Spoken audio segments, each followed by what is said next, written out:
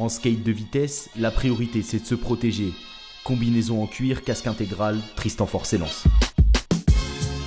À près de 60 km/h dans la descente du col de Vence, le jeune niçois enchaîne les virages comme un skieur, sauf qu'il est sur la route à quelques centimètres du goudron. Une prise de risque maîtrisée pour l'un des 10 meilleurs skateurs français qui peut dépasser les 100 km/h. Mais c'est sûr qu'au premier abord, ça peut être impressionnant et déstabilisant de croiser des gens qui descendent sur une planche de bois. Ouais. Faut pas se lancer là-dedans tant qu'on ne maîtrise pas tous ces freinages. Il y a vraiment plein de freinages possibles et ils sont vraiment très efficaces. Et si on tient notre voie, on n'est pas plus dangereux qu'un cycliste sur un col, quoi. Tristan est toujours en quête de performance. Il rejoint Florent Carles, un des 3 meilleurs descendeurs français, dans son atelier.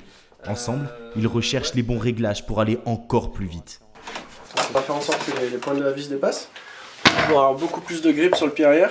Ça fait, je crois, même pas un an ou deux qu'il fait de la course. Et là, il s'est retrouvé dans les poules du haut du classement pour quelques manches de Coupe du Monde. Donc non, c'est beau de le voir comme ça. Sa première fan, c'est Anna, sa copine, elle aussi skateuse. Elle connaît les risques que rencontre parfois Tristan en compétition. Il se débrouille très bien, alors j'ai pas peur. À moi, ce qui me fait peur, ce sont les races.